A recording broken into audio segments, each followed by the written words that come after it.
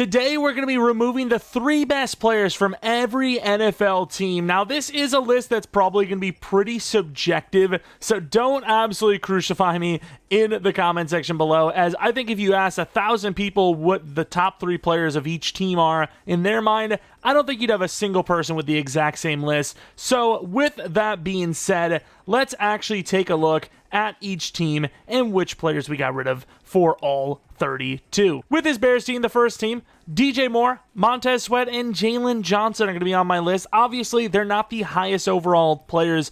That is not going to be something that we do in this. It's going to be my pick for the top 3 players on each team. Which players do I think they need the most? Which players do I think have played the best last year into this year? Obviously, it's really early in the year. Do we really think a guy like Travis Kelce is going to finish the season how he started it so far? Highly doubt it, right? So a little bit of, previous years, a little bit of now, a little bit of potential for these picks. But those are going to be my 3. I think those are pretty fair. Obviously, you can make an argument instead of Sweat, maybe Keenan Allen or maybe Byard or something. But those are the guys I have for the Bears. Then we move on to the Bengals. I can't obviously show you the players because they're gone, but the Bengals, Joe Burrow, Jamar Chase, and Trey Hendrickson. You can make some arguments for linemen, maybe T. Higgins, but I think this one's a little bit more straightforward. Then with the Bills, you have Josh Allen, Greg Rousseau, and Von Miller. Greg Rousseau and Von Miller have played pretty well this year, and obviously last year didn't get much out of Von Miller, but the guy's a Hall of Famer.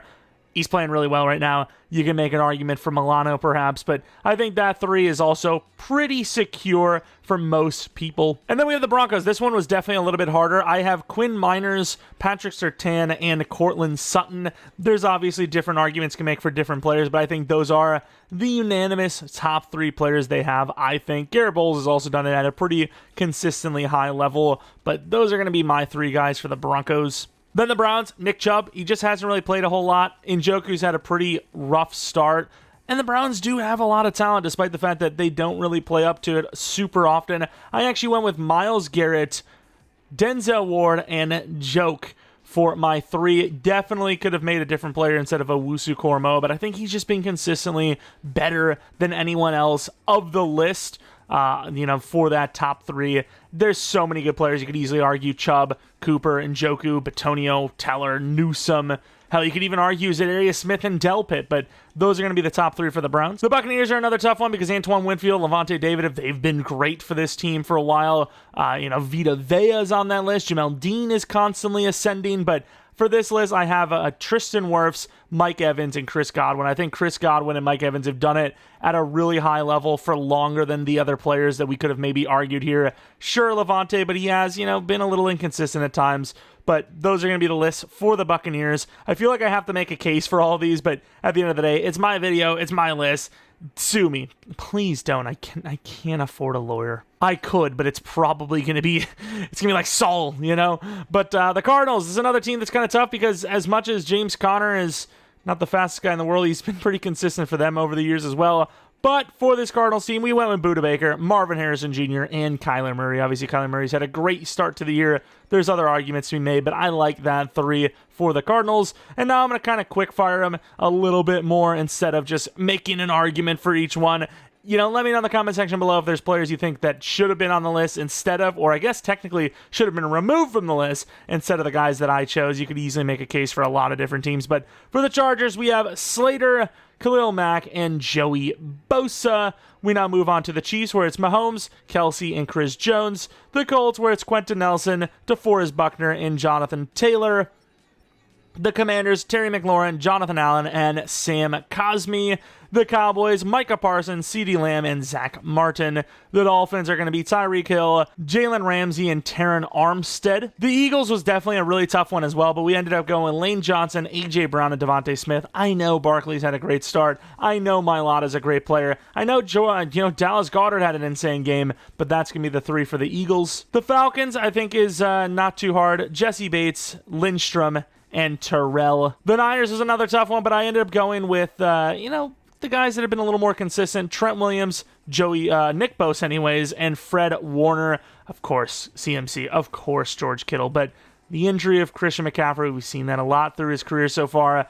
Have they really missed that much of a beat without him? Sort of, I will admit, sort of. But I just think they have so much talent that they could really have a top 5 removal players here. And all top 5 are better than most teams' top 3, right? Then we move on to the Giants, where we have Dexter Lawrence, president call him DeMarcus Lawrence after that Cowboys rebuild, Andrew Thomas, and Malik Neighbors. The Jaguars with Josh Hines Allen, Aluakon, and ETN.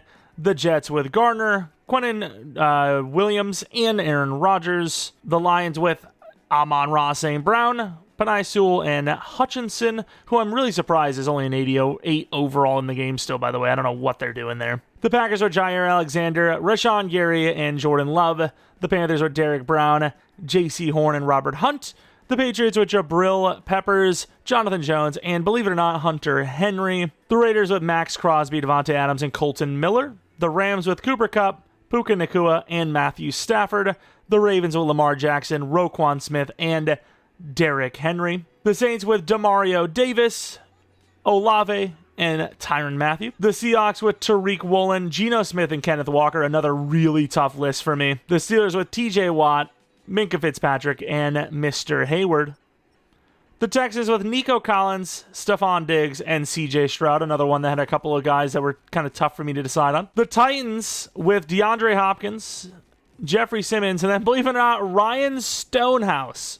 And then for the final team, Justin Jefferson, obviously, Darisaw, and then Aaron Jones. But of course, before we sim the top 3 players being removed season, we have to do a regular season to kind of compare, what changes were made. Because obviously, if we have nothing to compare against, it's like, oh, well, it looks like this team just had a good year. There's not really much to look at, but obviously it'd be nice to see what the Chiefs are going to look like without their top 3 guys, as they probably were impacted by far the most.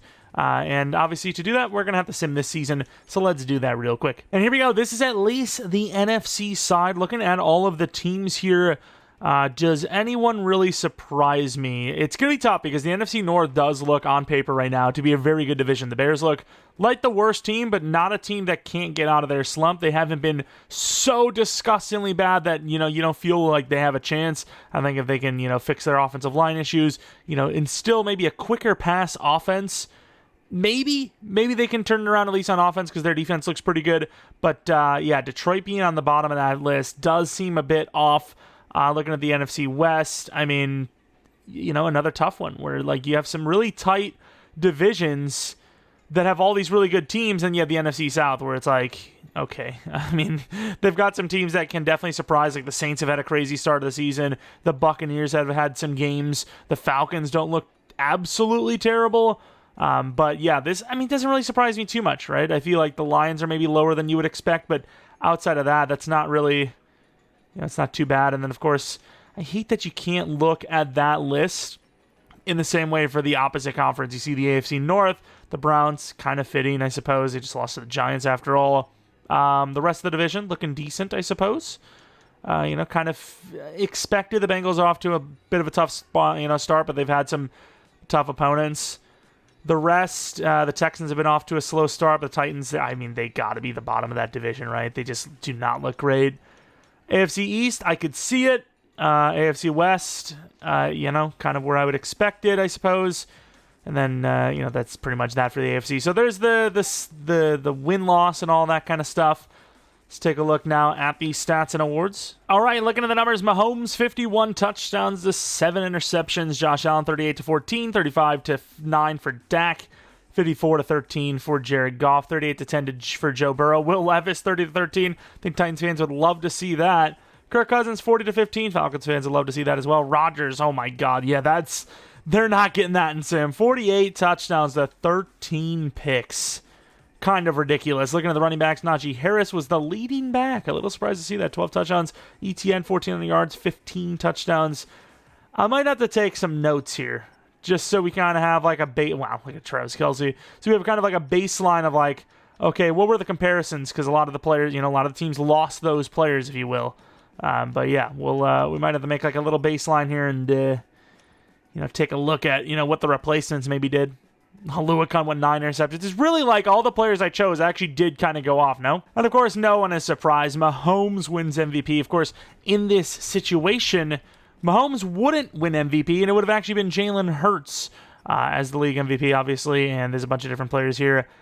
This is a little less, important, but, why not? why not take a look at all this stuff anyways? Take a look at the AFC Offensive Player of the Year, Defensive Player of the Year. Of course, Luakon can't win it because he'll be gone momentarily.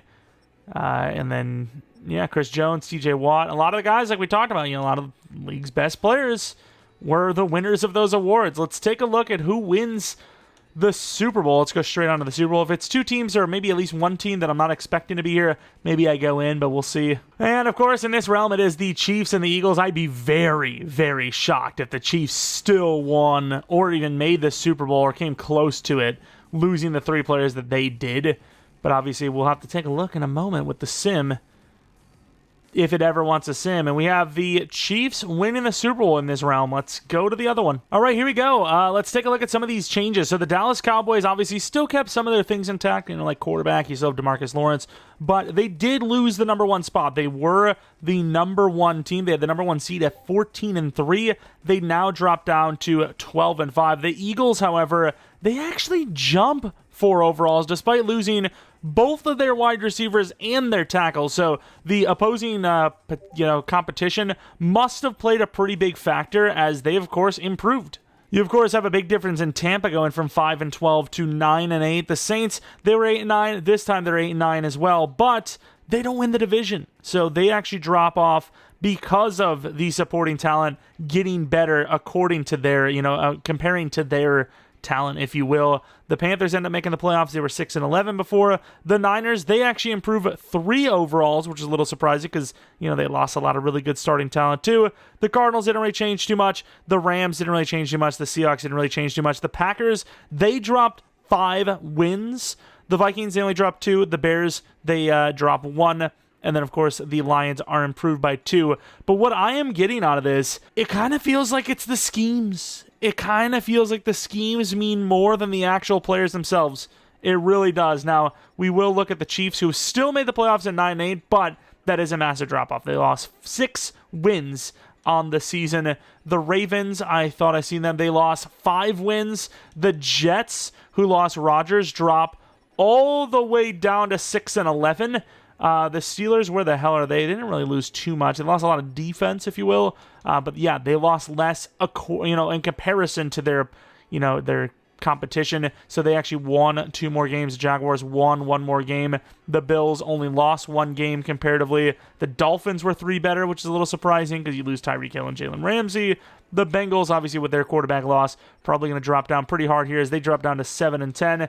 And then the Chargers, a lot of pass rush loss. Didn't really change too much. They lost 2 games more. And then the Titans, where the hell were the Titans? They were the worst team in the league, were they? No, the Giants. I don't know why they had that last bar that always does that. But yeah, some differences, but at the same time, a lot of similarities. Not the kind of changes that I thought were going to happen. Let's take a look at the NFL as a whole. As you see, where do we see the Chiefs replacement was actually Desmond Ridder here. Definitely not as good as Mahomes, but still pretty damn good, right? 7 less touchdowns, but also at the same time was at 16 more interceptions. Great completion percentage, though. The Bills, who do they replace for their team? Tyler Huntley, a lot of picks. So yards, touchdowns, not seeing a crazy difference, but a lot more interceptions. So you are still seeing those picks thrown, but yeah, you're still seeing the similar kind of numbers in the the yards and touchdown category, if you will. Who did the Bengals replace Burrow with? I guess it's probably easier to see this way, which, yeah, Browning was definitely a lot worse than Joe Burrow. What about the Jets? I would imagine they were, they dropped off hard. Tyrod Taylor is not even a bad player. Way worse, right? 22 less touchdowns, 7 more picks, 1,000 less yards. They move on to the Seahawks, who honestly, Geno was actually pretty bad. Yeah, pretty similar, honestly. Geno, 3,400 yards, 24 touchdowns, 23 picks. You could argue this is a better season because of more yards. So there's that. Looking across the rest of the league, the running back position shouldn't change too much. But as you can see here, that Najee was still worse somehow. Still worse, even though their offense was basically untouched. Not even basically, it was physically untouched. I'm pretty sure they lost 3 defenders. Maybe couldn't run the ball as much because they were, giving up a lot more points. Maybe that's the case. Though, those are the numbers, though. What about the interceptions? Obviously, Luakon's not there anymore. Kenny Moore, he almost made my list of top 3 players that could have been off of that Colts team. Of course, you see the Bears with DeMarcus Walker. Didn't really miss a beat without Montez. 15 sacks for Walker. So yeah, the one thing we're kind of seeing with this is that it's not really even the players themselves necessarily, but just the schemes. You know, a lot of the schemes kind of gave you similar performances. Just, you know, if it was quarterbacks you miss, you turn the ball over more. That was the big difference here. Your yards per carry, your yards per catch were a little worse than your starters were, but the numbers themselves were pretty similar. Of course, looking at MVP, it goes to Brock Purdy. Each team's AFC and NFC side, you know, you're going to be missing the players that obviously had their wins, but, you know, when they're removed, they can't really win it again, unfortunately. But yeah, not really that different. The Chiefs, obviously, we kind of expected them to drop off hard, but they still made the playoffs, and they still had really good performances, especially at quarterback. Oh, I should have looked at tight end. That would have been a big one. The Titans' replacement tight end. Of course, you see the Steelers and Cowboys. Very interesting stuff there. Where are the Chiefs? Take a look at tight end, which I didn't actually even look. Should have looked at the actual stats. And yeah, I mean, you do see a drop-off. 900 yards, 6 touchdowns compared to what? Is it 1,500 yards and like a billion touchdowns from Travis Kelce? But you're still seeing decent numbers. So yeah, they did miss a lot by not having Kelce. But the team was still able to make the playoffs. They obviously did have the biggest drop-off in talent possible. 299 overalls, I believe, and a 96, I think it was. Either way, let's take a look at the Cowboys versus the Steelers, see who wins it. Things did change, but maybe not as significant as I would have thought. And of course, there's multiple reasons why that could and would happen, but some teams that lost a lot of true great talents, like I would say the Eagles, they lost probably in the top half of, you know, pure like quality talent, yet they obviously improved because teams around them got worse. But let's take a look at who won the Super Bowl. It was the Steelers. You do a bunch of sims in a row. I don't think the Steelers are winning the Super Bowl many times in that first year. So definitely paved the way for them a little bit. And yeah, I thought it was pretty interesting. Once again, let me know in the comment section below if there was like a blatant snub for top 3 talent on a team and I just didn't do it. But obviously there's a lot of teams that have so much talent that it really could go either way. So let me know in the comment section below. And if you guys have a, you know, kind of experiment type of challenge, whatever type of video you want to see next, let me know in the comment section below. Maybe I shout you out. Should have 2 more videos later today, maybe more. Who even knows? I mean, the videos have been popping off. We've been just throwing them around. And yeah, that's about it. Thanks for watching. Hopefully you guys come. Actually, maybe there was a video earlier today and this would have been video 2. Either way, it should be 3 videos today. But yeah, if you guys enjoyed, maybe leave a like. Subscribe if you're new. If you're not new, I do appreciate your support on the channel. Maybe follow me on Twitter, Jeromepkr. Second channel, Pkr Plays for non-Madden content, which 2 days ago we had 3 videos up there. So maybe check that out. You can never get enough of me. You can never get rid of me. Anyways, though, thanks for watching. I hope you guys come back for next video. But until next video,